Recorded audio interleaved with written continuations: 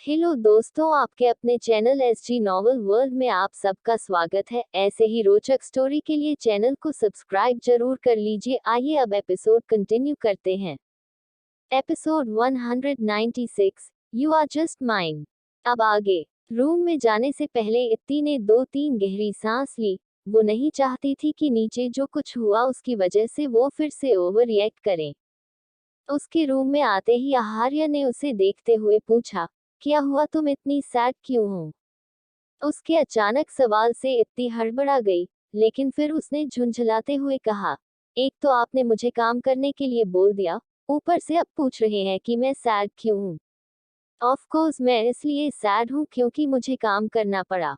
कहते हुए उसने कॉफी टेबल पर रख दी और आहार्य के करीब बैठ गई। वो कंटिन्यू उसे देखे जा रही थी।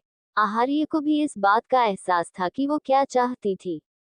उसने कॉफ कप उठाया और कॉफी का एक सीप लिया। उसके चेहरे से जरा भी जाहिर नहीं था कि उसे कॉफी अच्छी लगी थी या बुरी। क्या तुम्हें नहीं जानना कि मुझे कॉफी कैसी लगी?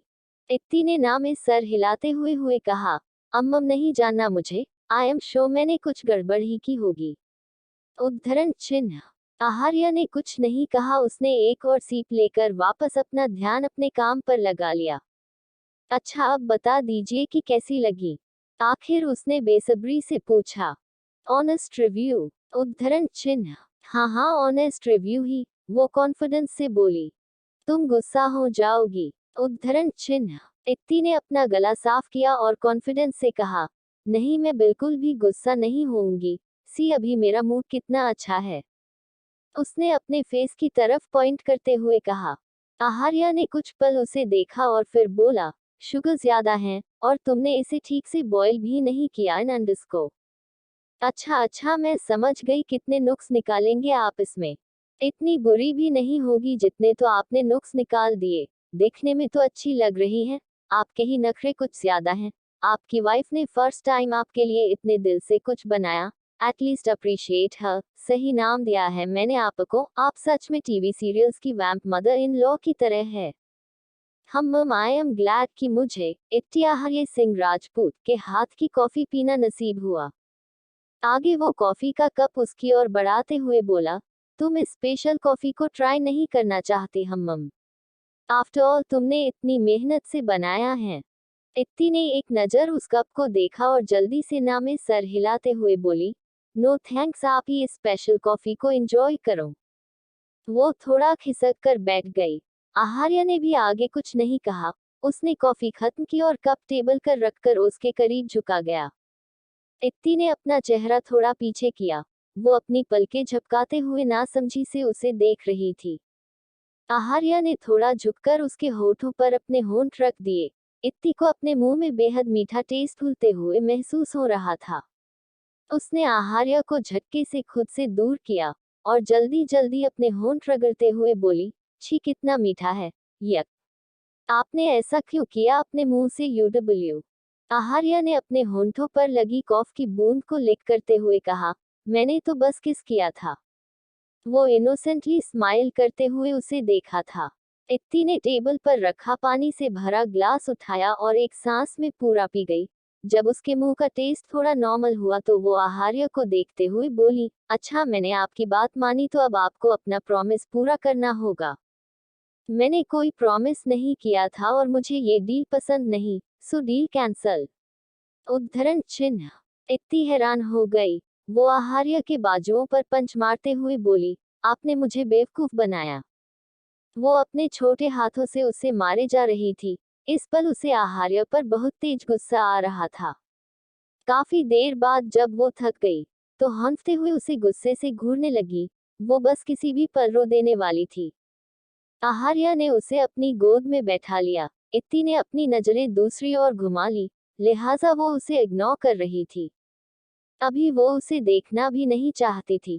गुस्से से उसकी आंखों में आंसू आ गए। आहार्य ने उसका चेहरा थामा और अपनी तरफ करते हुए बोला, अच्छा I am sorry, but I can't tolerate that कि मेरी वाइफ किसी और की पार्टनर बने, भले ही वो कोई प्ले ही क्यों ना हो। मैं तुम्हें किसी और के साथ इमेजिन करना तक बर्दाश्त नहीं कर सकता।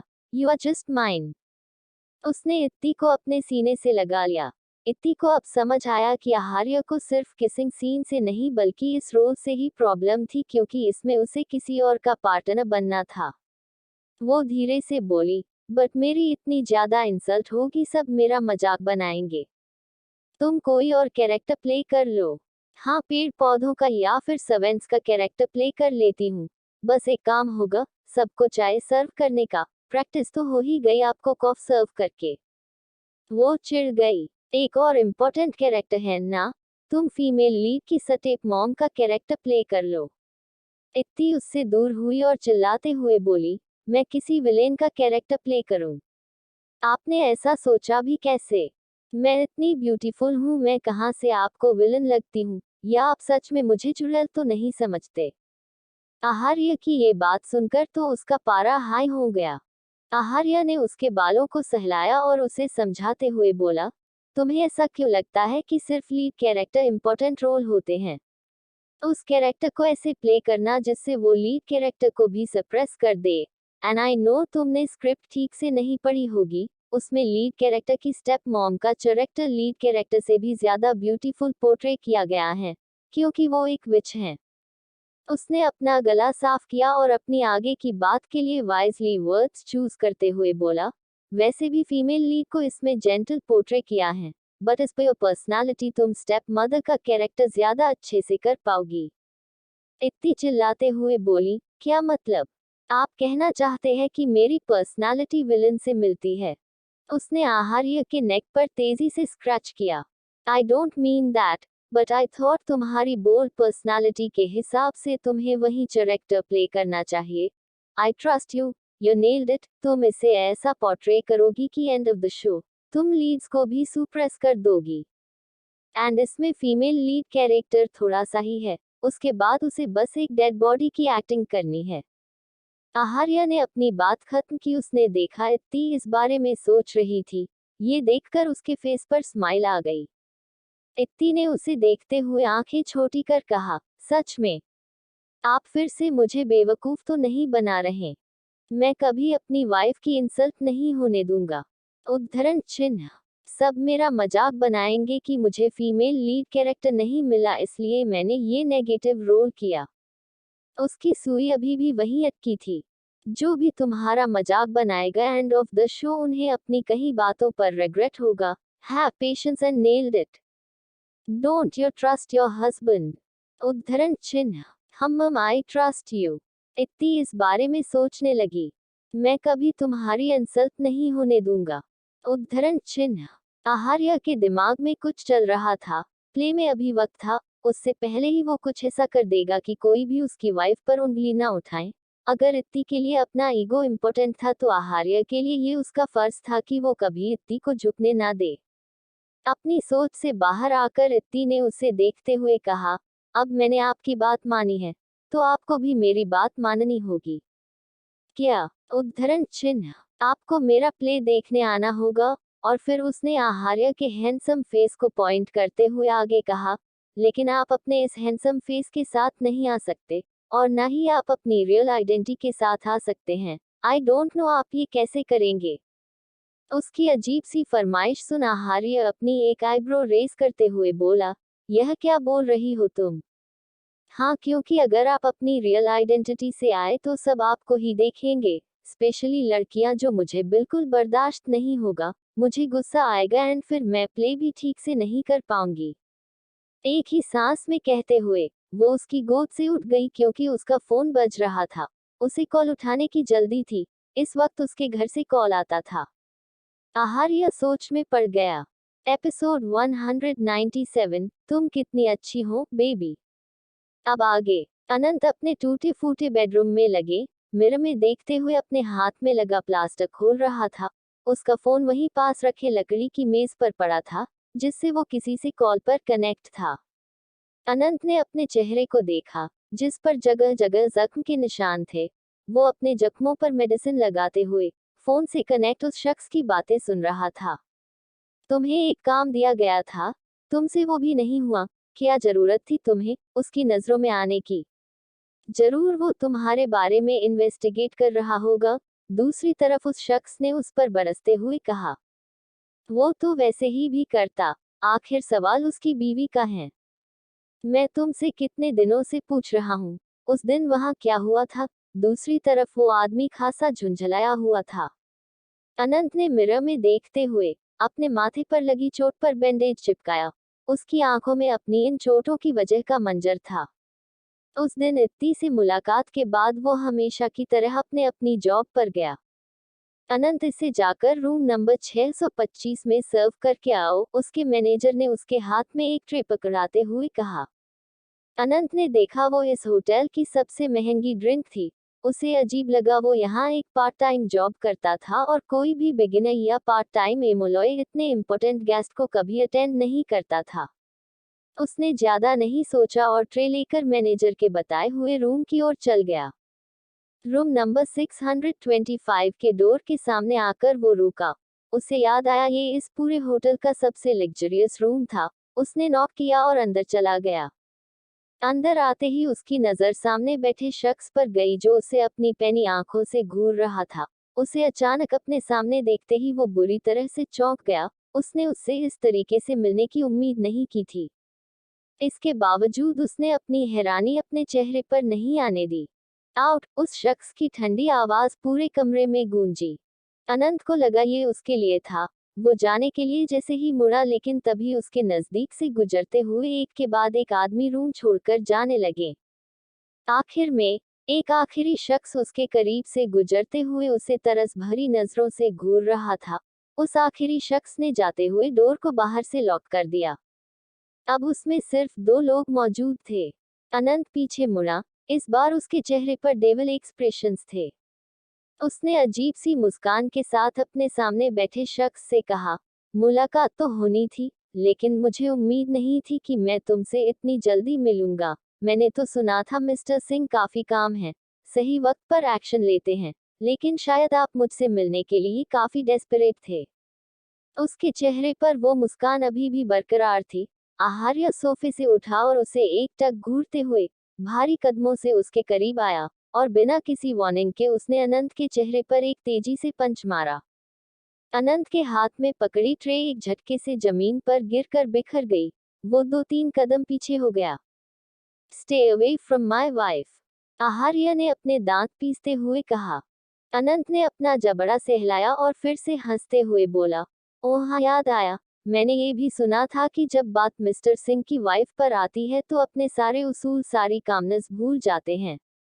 अपनी इत्ती का जिक्र सुन आहार्य ने अपनी मुट्ठी बना ली। वो तेज कदमों से उसके करीब गया और 3-4 पंच उसे जहां तहां मारते हुए बोला, सही सुना है तुमने, और आज तुम देख भी लोगे। जब बात मेरी वाइफ पर आती है तो मैं अपने सारे एथिक्स भूल जाता हूँ। आहार्य ने उसकी चेस्ट पर तेजी से किक किया, जिससे अनंत सीधे जमीन पर जा गिरा। उसे अपने सीने पर बेतहाशा दर्द का एहसास हुआ। आहार्य ने अपने लेदर शूज से उसकी चेस्ट पर तेजी से मसलते हुए ठंडे लहजे से कहा, तुमने बहुत गलत, अपने इस खेल में उसे नहीं लाना चाहिए था। अनंत के मुंह से हल्का खून बाहर आ गया। मैंने तो कुछ नहीं किया, वो खुद मुझसे अट्रैक्ट। उसने अपनी बात पूरी भी नहीं की थी कि आहार्य झुका और उसके हाथ को तेजी से मोड़ दिया। आनंद को न बर्दाश्त करने वाला दर्द महसूस हुआ, लेकिन उसके मुंह से कोई आवाज नहीं निकली। आहार्य के झुकते ही अनंत ने अपने दूसरे हाथ में पकड़े नाइफ से उस पर वार करना चाहा, लेकिन आहार्य ने बीच में ही नाइफ को पकड़ लिया। वो तेज धार नाइफ उसकी हथेली के अंदर तक धंस गई, जिससे उसके हाथ में एक बड़ा सा कट लग गया। उसके जख्मी हाथ से निकलता खून अनंत की शर्ट पर टपक रहा था। उसका जिक्र अपने मुंह से करने की हिम्मत मत करना। तुमने उसके दिमाग के साथ खेलने की कोशिश की, बहुत गलत किया। उसके सर पर खून सवार था। गुस्से से सुर्ख आंखों में अनंत को जान से मार देने का पक्का इरादा। आहार्य जैसे ही उस चाकू को उसके गले के आर पार करने वाला था, तभी अनंत हंसते हुए बोला, जब तुम्हें इतना पता है तो ये भी पता होगा कि मैं तुम्हें उस तक पहुंचा सकता हूं जिसकी तुम्हें इतने सालों से तलाश है।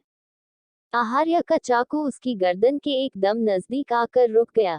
चाकू की नोक उसकी स्किन को छू रही थी। उसकी पैनी नोक के लगते ही अनंत की गर्दन से हल्का हल्का खून रिसने लगा। आहार्य सर्द आवाज में बोला, मेरी तलाश में खुद खत्म करूंगा। उस तक पहुंचने के लिए मुझे तुम जैसे मोहरे की जरूरत नहीं, जिसे खुद उसका ठिकाना न मालूम हो। अनंत जो इतना पिटने के बाद भी मुस्कुरा रहा था। आहार्य के मुंह से मोहरा लफ्ज सुनकर उसके अंदर गुस्से का एक लावा फूट पड़ा। बस उसे यही सुनना पसंद नहीं था, लेकिन यही उसकी सच्चाई थी। आहार्य दोबारा उस पर वार करने वाला था, तभी फोन उसका रिंग हुआ।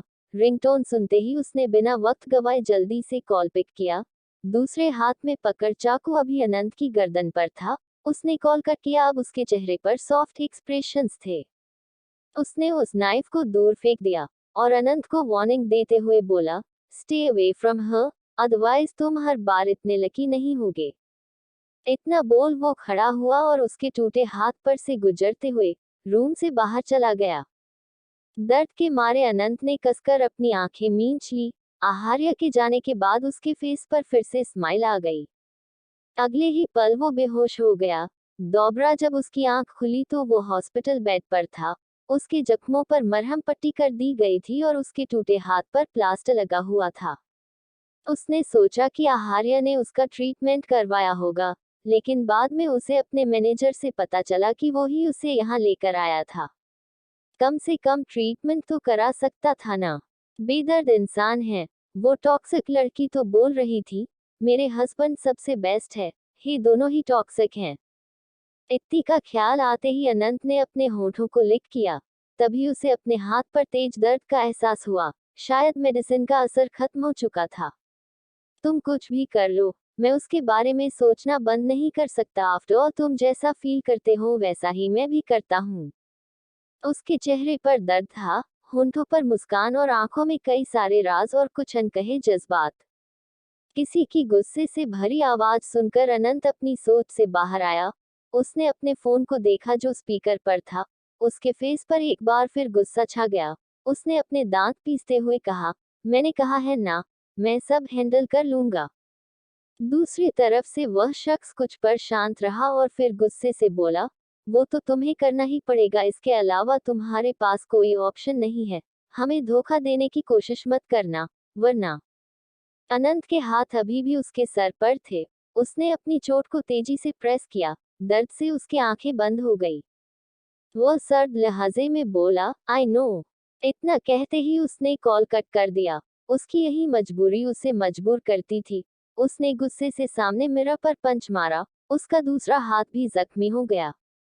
सब तुम्हारी वजह से हुआ है।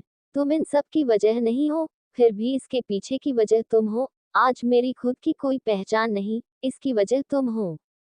उद्धरण चिन्ह। रात का वक्त। इत्ती चाहती थी कि वो और आहार्य सबके साथ डिनर करें। वैसे तो वो हमेशा ही सबके साथ डिनर करती थी, लेकिन आहार्य लेट आता था इसलिए वो अकेले ही सबसे आखिर में डिनर करता था। लेकिन आहार्य ने साफ मना कर दिया। उसे बस इत्ती के साथ रहना था। आखिर में दोनों ने रूम में ही डिनर किया। बेड पर आते आहार्य ने उसे अपने करीब खींच लिया। इत्ती उसे दूर करने की कोशिश करते हुए बोली, आप चिपका मत करो। आहार्य ने उसके गाल पर अपने बियर्ड्स रब करते हुए सॉफ्टली कहा, कितनी ठंड है, मुझे सर्दी लग रही है, आई वॉन्ट वार्मनेस। कहते हुए आहार्य ने उसे अपने नीचे दबा लिया। इत्ती ने काफी देर तक मशक्कत की, उसे हटा सके, लेकिन वो तो फीविकोल की तरह उससे चिपक ही गया था। आप जानबूझकर मुझे इरिटेट क्यों करते रहते हैं? क्योंकि तुम इरिटेट होते हुए सबसे ज्यादा खूबसूरत लगती हो, आहार्य ने उसके नेक पर अपनी नाक को रब करते हुए कहा। इत्ती स्पीचलेस हो गई। वो इस इंसान से बातों में कभी नहीं जीत सकती थी। उसे आहार्य की गहरी सांसें अपनी नेक पर फील हुई। वो जान गई आहार्य सो गया। इत्ती ने आज देखा था वो कितना काम करता था। जब से वो आया था उसने कंटिन्यू काम किया था, और इत्ती को भी फील नहीं होने दिया कि वो बिजी है। उसने उसके साथ भी बराबर वक्त बिताया, उसे उतनी ही इम्पोर्टेंस दी। इत्ती ने उसके सर पर हाथ रखा और उसके बालों को सहलाने लगी। ऐसा करते हुए वो कल कॉलेज के बारे में और अपने प्ले के बारे में सोच रही थी। थोड़ा प्रेशर लगाओ, मुझे फील ही नहीं हुआ कुछ। अचानक आहार्य की आवाज सुनकर वो चौंक गई। आप जाग रहे हैं? नहीं, मैं तो सो रहा हूँ, उसने चार्मिंग वॉइस में कहा। आपको हेडेक हो रहा है? इत्ती ने उसकी बात इग्नोर करते हुए पूछा। मैं आपका सर दबा दूं? नहीं, रहने दो। माना मेरे बाल तुम्हारी तरह लंबे नहीं हैं, बट फिर भी मुझे अपने बालों से प्यार है। इन्हें खोने की मुझे इतनी जल्दी नहीं है। हाँ हाँ वेरी फनी, कहते हुए वो हल्के हाथों से उसका सर दबाने लगी। तुम कितनी अच्छी हो, baby. I know and don't say that. वो चिढ़ गई। What baby? That word baby. Oh baby. उसका चेहरा इत्ती के बालों में छुपा था, वो मुस्कुरा रहा था। ये उसका पसंदीदा वक्त था जब वो अपनी गुस्सैल वाइफ को और ज्यादा गुस्सा दिलाता था। आप भूल रहे हैं, आपके बाल मेरे ही कब्जे में है। इत्ती ने उसके बालों को मुट्ठी में भरते हुए कहा। मैं पूरा का पूरा तुम्हारा हूँ। Do whatever you want to do baby. अब मैं कुछ बोलूंगी ही नहीं, इत्ती ने सोचा और इस बार वो चुप ही रही। एपिसोड 198, उसकी आदत बन गई थी। अब आगे। कॉलेज के अंदर जाने से पहले इत्ती ने एक नज़र अपने पास बैठे आहार्य को देखा। वो नर्वस थी। आहार्य ने उसके बालों को सहलाते हुए प्यार से कहा, गो, आई विल हैंडल। सर हिलाते हुए इत्ती ने उसके गाल पर एक बेबी किस किया और कार का डोर खोलकर जल्दी से बाहर निकल गई। आहार्य की कार तब तक वहां खड़ी रही जब तक इत्ती कॉलेज गेट के अंदर नहीं चली गई। जैसे ही वो क्लास में आई, आंचल ने उस पर सवालों की झड़ी लगा दी।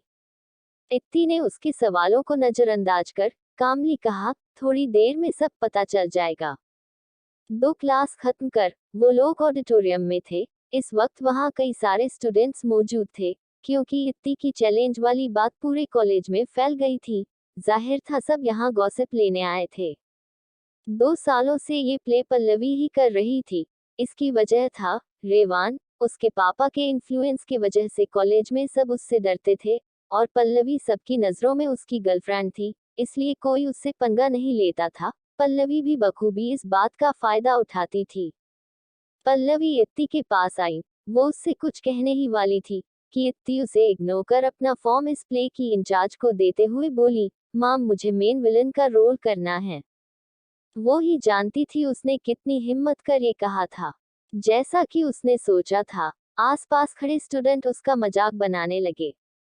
देखा, मैंने तो पहले ही कहा था कि पल्लवी के आगे कोई टिक नहीं सकता। उस दिन तो ये बड़ा बन रही थी। हॉल में मौजूद स्टूडेंट्स इत्ता का मजाक उड़ाते हुए ऐसी कई बातें बोले जा रहे थे। इत्ती को लगा वो बस अभी रो दे। उनकी बातें सुनकर उसे बेहद गुस्सा आ रहा था। आंचल भी हैरानी रह गई। उसने भी ये एक्सपेक्ट नहीं किया था। सुहानी उनके साथ नहीं आई थी। वो इन सब से दूर रहना चाहती थी। एक कोने में खड़े रीवान ने जैसे ही इत्ती की बात सुनी, उसे बुरा लगा। लेकिन उसे बुरा क्यों लग रहा था? कि वो अब उसकी पार्टनर नहीं बनेगा। उसने अपना सर झटका और इत्ती पर से अपनी नजरें हटाते हुए बोला, ये मैं क्या सोच रहा हूँ? जरूर ये सब उस बकवास सपने का असर है। न चाहते हुए भी एक बार फिर उसने इत्ती को देखा। उसे फिर से वो सपना याद आया जिसमें दोनों प्ले कर रहे थे, और उसने इत्ती को सच में किस किया था। वो जल्दी से वहां से चला गया। न चाहते हुए भी उसकी नजर बार बार उसी पर क्यों ठहर रही थी। वो हमेशा इत्ती पर नजर रखता था। कारण था नंद, लेकिन अब उसे एहसास हो रहा था कि इत्ती को छुप कर देखना, उस पर नजर रखना उसकी आदत बन गई थी। उस दिन तो बड़ा बोल रही थी कि इस बार ये रोल मैं ही करूंगी। औकात याद आ गई अपनी, पल्लवी ने हंसते हुए कहा। उसकी औकात वाली बात सुनकर इत्ती को इतना तेज गुस्सा आया कि उसे अपनी आंखों में जलन महसूस होने लगी। गुस्से से उसकी आंख में आंसू आ गए थे। वो गुस्से से उसे कुछ जवाब देती उसी पहली ही उस इंचार्ज ने तेज आवाज में कहा, silence students, let me clear. Female लेथ के लिए स्टाफ मेंबर्स ने इत्ती को रिकमेंड किया था, बट इत्ती ने उसे करने से मना कर दिया। उसे ये नेगेटिव रोल करने में ज्यादा इंटरेस्ट है। इन शॉर्ट उसी ने फीमेल लीड कैरेक्टर को रिजेक्ट किया है। इंचार्ज की बात सुनकर सब एकदम खामोश हो गए। किसी ने भी इस चीज की उम्मीद नहीं की थी। उनकी बात सुनकर पल्लवी को लगा किसी ने उसके ऊपर बर्फ से भरी बाल्टी डाल दी। उसका दिमाग बिल्कुल ब्लैंक हो गया। चौंक तो इत्ती भी गई थी, लेकिन फिर उसे आहार्य की बात याद आई, आई कैन हैंडल। जितना इनसिक्योर वो कुछ सेकंड्स पहले महसूस कर रही थी, अब वो उतनी ज्यादा कॉन्फिडेंट थी। How is this possible? इसे ये रोल किस बेसिस पर मिल सकता है? पल्लवी ने तेज आवाज में कहा। पल्लवी बिहेव, उस इंचार्ज ने गुस्से से कहा। पल्लवी को याद आया, वो गुस्से में रूठ हो गई थी। प्रिंसिपल सर को मैंने तुम दोनों का नाम रिकमेंड किया था और तुम दोनों की ऑडिशन की वीडियो दिखाई। उन्हें इत्ती की एक्टिंग ज्यादा अच्छी लगी और उसका बेबी फेस इस कैरेक्टर के लिए परफेक्ट है। उनकी बातें सुनकर पल्लवी कुछ कहने लायक नहीं बची। उनके कुछ ही लफ्जों ने सभी को सोचने पर मजबूर कर दिया। अब सब उन दोनों को कंपेयर करने लगे। दोनों को देखकर उन्हें एहसास हुआ कि इत्ती सच में ज्यादा खूबसूरत थी। उसका बेबी फेस बहुत अट्रैक्टिव था। पहले किसी ने इस बार पर गौर क्यों नहीं किया? शायद पल्लवी की सो कॉल्ड हाइप की वजह से। पल्लवी को तो बस एक बात चुभ रही थी कि इत्ती में इस रोल को रिजेक्ट कर दिया, यानी वो उसका रिजेक्ट किया रोल प्ले करने वाली थी। इंचार्ज ने अदर स्टूडेंट्स को बाहर जाने की कहा और सिर्फ पार्टिसिपेंट स्टूडेंट्स को यहाँ रुकने को कहा। आंचल खुशी से इत्ती का हाथ पकड़ते हुए धीरे से बोली, पूरी बात बाद में बताना and all the very best. इतना कहकर वो वहां से चली गई, क्योंकि उसका सिलेक्शन नहीं हुआ था। अब वहां बहुत कम लोग थे। इत्ती और पल्लवी आमने सामने थे।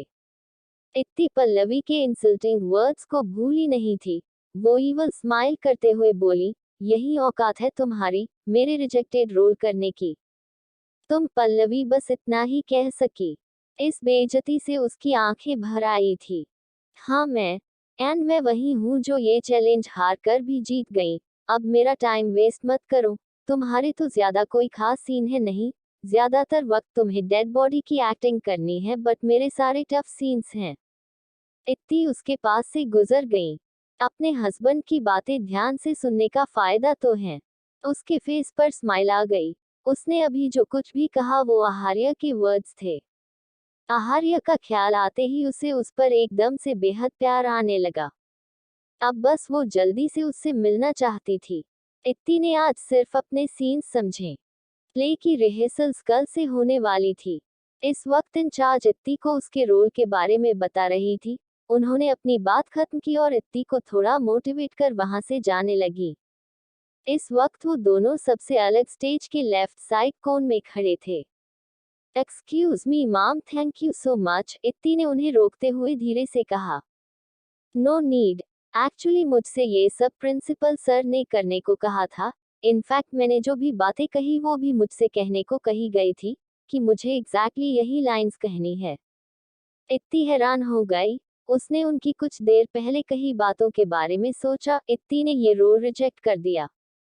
ये लाइन उसकी पर्सनैलिटी से मैच खाती थी। उसने जहन में एक ही नाम आया, आहार्य। वही उसे इतने अच्छे से समझता था। उसका दिल कई सारे इमोशंस से भर गया। क्या तुम प्रिंसिपल सर को पर्सनली जानती हो? इंचार्ज ने उसके चेहरे को गौर से देखते हुए पूछा। न अंडस को नहीं, इत्ती ने अपने मन में आहार्य के लिए उमड़ते एहसासों को काबू कर जवाब दिया। इंचार्ज ने भी आगे कुछ नहीं कहा, लेकिन उन्हें उसकी बात पर यकीन भी नहीं हुआ। उन्होंने सोचा जरूर इत्ती बताना नहीं चाहती होगी। एपिसोड 199, अपनी बीवी के लिए पागल। अब आगे। रिवान इत्ती से कुछ दूरी पर एक चेयर पर बैठा था। उसके हाथ में उसकी स्क्रिप्ट थी।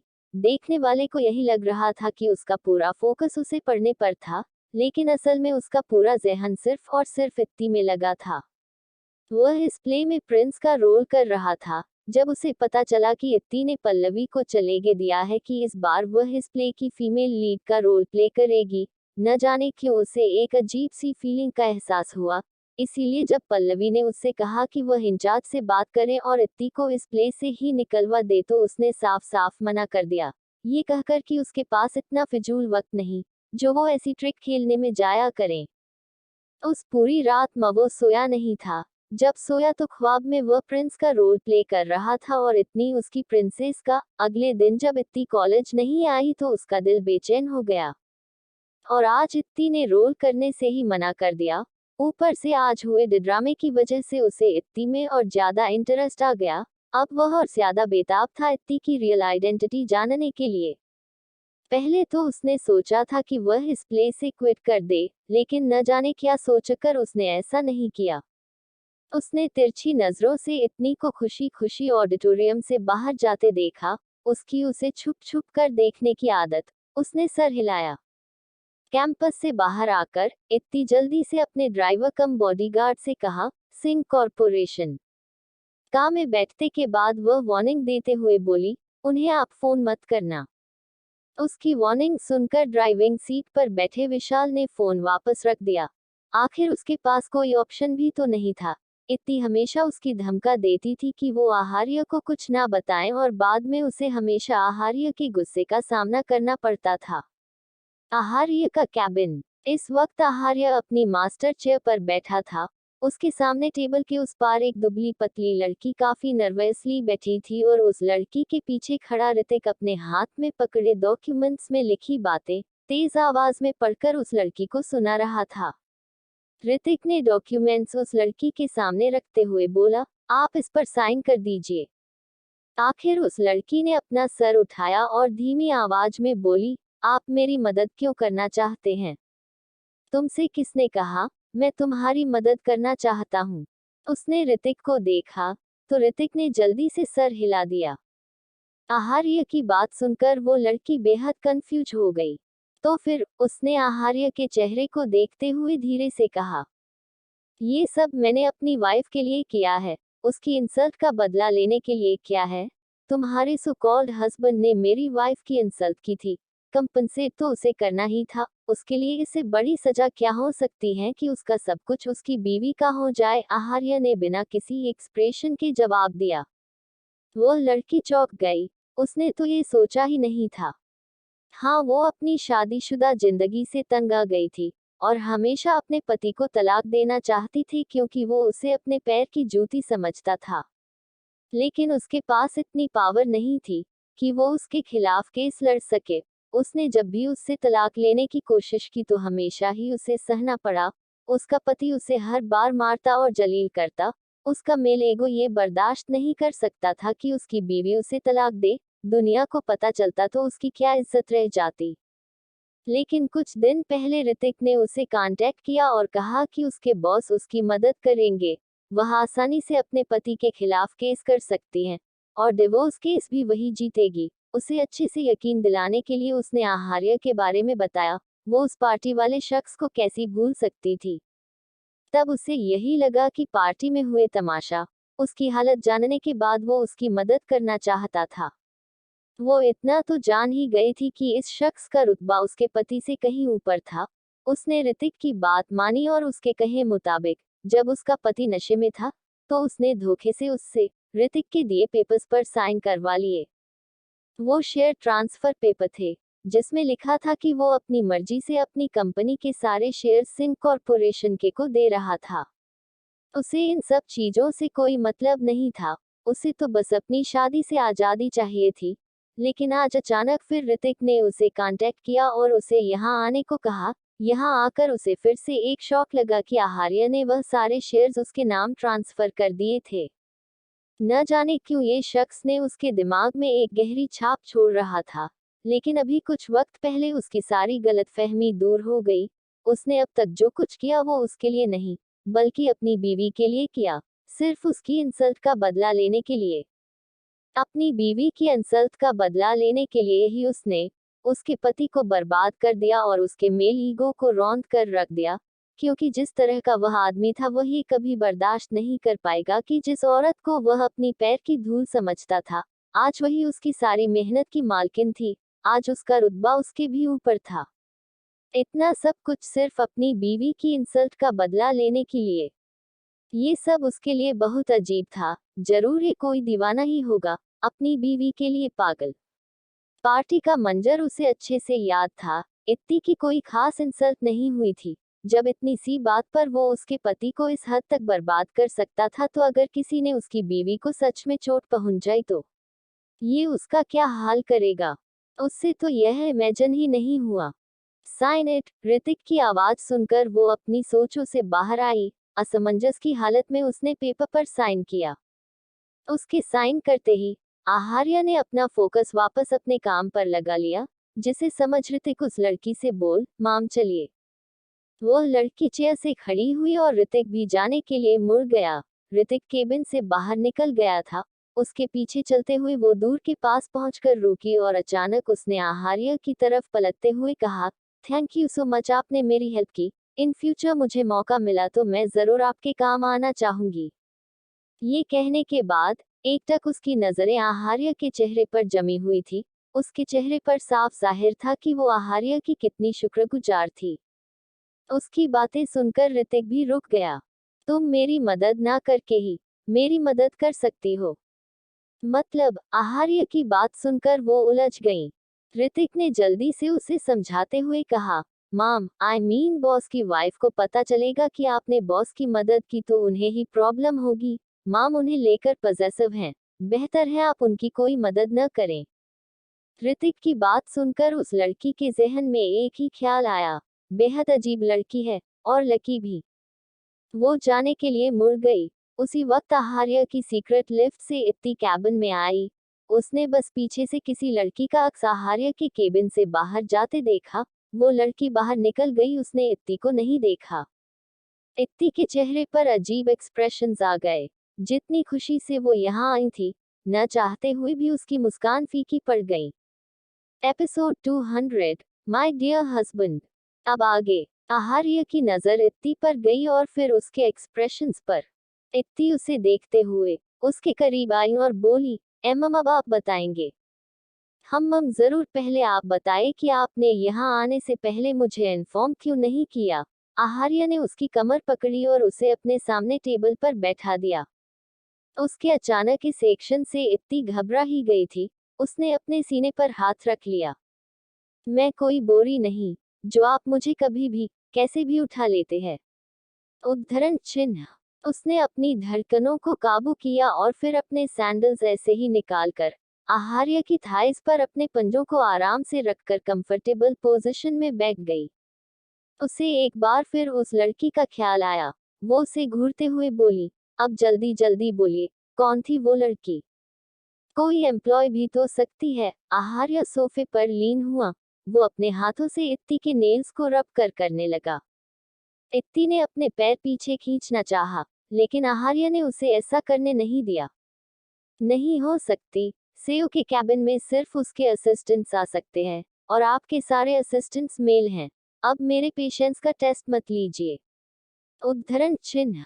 इस वक्त वो टेबल पर बैठी थी और आहार्य अपनी चेयर पर, इसलिए वो सर झुकाकर उसे देख रही थी। तुम तो काफी समझदार हो गई। आप बहुत बेकार है। अब वो इरिटेट हो गई। वो टेबल से उतरना चाहती थी, लेकिन उसके पैर आहार्य की जकड़ में थे। अच्छा, अब बता रहा हूँ। और फिर उसने इत्ती को उस पार्टी वाली लड़की के बारे में बता दिया, और बाद में उसके साथ हुई बातों के बारे में भी, सिवाय इसके कि ये सब करने का कारण इत्ती थी। सच में, वाओ, आपने बिल्कुल सही किया। वो यही डिजर्व करता है। आप कितने अच्छे हैं, आपने उसकी हेल्प की। उस पार्टी के बाद मेरे दिमाग में अक्सर उसका ख्याल आता था कि वो बेचारी कितनी प्रॉब्लम में होगी। फाइनली अब मुझे सुकून आया। इत्ती झुकी और उसने प्यार से आहार्य के गालों पर हाथ रख लिया। आहार्य ने उसके हाथ पर हाथ रखा। अब इत्ती ने खुद ही सोच लिया था कि आहार्य ने ये सब उस लड़की की हेल्प करने के लिए किया था, तो वो भी उसकी इस गलतफहमी को दूर नहीं करने वाला था। तुम्हें क्या लगा था, मैं किसी लड़की के साथ तुम्हें चीट कर रहा हूँ? उसने बात बदलते हुए इत्ती से पूछा। इत्ती ने आंखें बड़ी बड़ी करते हुए उसे देखा और फिर मुंह फुलाते हुए बोली, हाँ, आप मेरे बारे में ऐसा सोचते हैं। हाँ, मैं मानती हूँ मैं थोड़ी अंडस्को। नहीं नहीं, खुद से कहते हुए उसने तेजी से ना में सर हिलाया। थोड़ी नहीं, बहुत इरिटेटिंग हूँ। मुझे कभी कभी गुस्सा भी आ जाता है, बट वो सब टेम्परेरी है। वरना इन सब चीजों को एक तरफ कर दो तो मैं हूँ वैसे अच्छी इंसान। मुझे ट्रस्ट है आप पर। उसने देखा, आहार्य एक तक उसे देख रहा था। वो गुस्से से बोली, अरे ट्रस्ट मी, मुझे ट्रस्ट है आप पर। अब क्या खून से लिख कर दूं? Thank you. अपनी इतनी लंबी चौड़ी बात पर आहार्य का ये रिस्पॉन्स सुनकर उसे और ज्यादा गुस्सा आ गया। झुककर उसने आहार्य का कॉलर पकड़ा और चिल्लाते हुए बोली, ये क्या था? क्या यही थैंक यू? हर बात पर थैंक यू? हाँ, तो I am really thankful to you that तुमने मुझ पर ट्रस्ट किया। वो समझ ही नहीं पाया कि अचानक इत्ती इतना गुस्सा क्यों हो गई थी। उसने तो अभी कुछ किया ही नहीं था। इत्ती ने एक गहरी सांस लेकर खुद को काम किया और उसके कॉलर को छोड़ दिया। माय डियर हस्बैंड, अगर मैं आपको कोई बात बता रही हूँ तो आपका फर्ज बनता है कि आप भी उन्नति ही एक्साइटमेंट के साथ मुझे रिप्लाई दे। हम चलो एक्साइटमेंट नहीं तो उतने ही वर्ड्स में तो रिप्लाई कर सकते हैं ना। हम ओक, आहार्य ने कहा तो इत्ती बस झुंझला कर रह गई। हम ओक है, फिर से वैसा ही सूखा सा रिप्लाई। इत्ती को अचानक अपने यहाँ आने की वजह याद आई। वो अचानक बेहद एक्साइटेड हो गई। उछलते हुए जैसे ही कुछ कहने को हुई, आहार्य ने जल्दी से उसे पकड़ लिया। वो ऑलमोस्ट गिरने ही वाली थी। रिलैक्स, मैं कहीं नहीं जा रहा। उद्धरण चिन्ह। ध्यान से उसे टेबल से उतारकर उसने इत्ती को अपनी गोद में उठा लिया। मैं गिर ही जाती। घबराहट से उसकी शर्ट पकड़कर वो किसी डरे हुए पपी की तरह उसकी गोद में सिमटकर बैठ गई। मैं गिरने नहीं देता, आहार्य ने उसके बालों को सहलाते हुए कहा। अब बताओ, तुम इतनी एक्साइटेड क्यों थी? हाँ, वो इतनी सोचकर तो बहुत कुछ आई थी। वो आहार्य से ये कहेगी वो कहेगी, लेकिन इस पल में उसने बस उसे हक कर किया और प्यार से बोली, thank you so much. I mean ये बिल्कुल अनएक्सपेक्टेड था। उस पल्लवी की शक्ल देखने लायक थी। बढ़िया IBTC अंडरस्कोर। आखिरी लफ्ज को अधूरा छोड़ उसने अपनी आंखें कसकर बंद कर ली और फिर दोबारा खोलकर उससे दूर होकर उसने आहार्य का चेहरा देखा। जैसे कि उसने सोचा ही था, वो उसे घूर रहा था। अंडस्को, अब इतना तो चलता है, और वो है भी। ये सब सीखती कहाँ से हो तुम? उद्धरण चिन्ह। आहार्य के इस सवाल पर वो महीन सी आवाज में बोली, काइंड गार्डन में सीखा था। ये तो आपने भी सीखा होगा ना, फीमेल डॉग को बिच ही कहते हैं। It's a common word. अपनी बात कहकर वो तेज तेज हंसने लगी। सच बताना, आपने भी सीखा ही होगा ना। उसने धीरे से आहार्य के गालों को खींचा। उसका हंसना रुक ही नहीं रहा था। असल में उसकी हंसी की वजह तो आहार्य के एक्सप्रेशंस थे। उसके चेहरे को देखकर ही लग रहा था कि वो स्पीचलेस था। बकवास बंद करो, आहार्य ने सख्ती से कहा। सही है, अब खुद के पास कोई जवाब नहीं तो मेरी बात बकवास हो गई। इत्ती ने उसके चेहरे को पॉइंट किया और एक बार फिर हंसते हुए बोली, दैट रिएक्शन, दैट फीलिंग, मैं कब से तरस गई थी। सेम यही फीलिंग मुझे फील होती थी जब मेरे पास आपको देने के लिए कोई रिप्लाई नहीं होता था। आखिर मुझे ये नज़ारा देखने को मिल ही गया। वो अपनी उंगली उसके चेहरे के हर ओर घुमाते हुए बोली, आप मुझे अपने गुस्से से चुप नहीं करा सकते। मुझे भी इंसाफ पाने का पूरा हक है। आहार्य ने उसकी कमर पकड़ी और एकदम से उसे सीधा खड़ा कर दिया। इत्ती की हंसी रुक गई। जाओ, घर वापस जाओ। आहार्य ने उसके सैंडल्स उसके पैरों के पास रख दिए और उस ओर इशारा किया जहां से वो आई थी, यानी सीक्रेट लिफ्ट की ओर। बाकी का नेक्स्ट एपिसोड नेक्स्ट पार्ट में कवर करेंगे। कहानी को लाइक शेयर कमेंट जरूर करें और प्लीज लाइक भी जरूर करें। Thank you.